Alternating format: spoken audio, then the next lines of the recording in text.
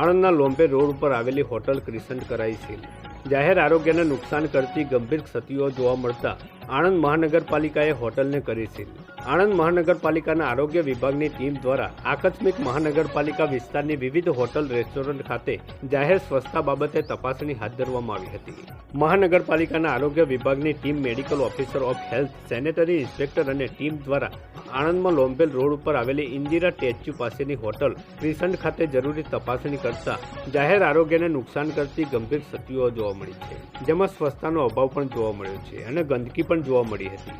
મહાનગરપાલિકાની ટીમ દ્વારા આ હોટલ ખાતે હાઇજીન અને સ્વચ્છતા બાબતે જરૂરી તપાસણી કરતા બિલકુલ હાઇજીન ન હોય અને લોકોના આરોગ્યને જોખમી રૂપ હોય તાત્કાલિક અસરથી આ હોટલ કાયદાને જોગવાઈને અધીન જીપીએમસીની કલમ 376A અંતર્ગત સીલ કરવામાં આવી છે। આણંદ મહાનગરપાલિકા વિસ્તારની હોટલ, રેસ્ટોરન્ટ અને ખાણીપીણીના એકમો હાઇજીન અને સ્વચ્છતા રાખે તે માટે આણંદ મહાનગરપાલિકાના આરોગ્ય વિભાગના medical officer of health doctor Rajeshbhai Patel દ્વારા અનુરોધ કરવામાં આવ્યો છે।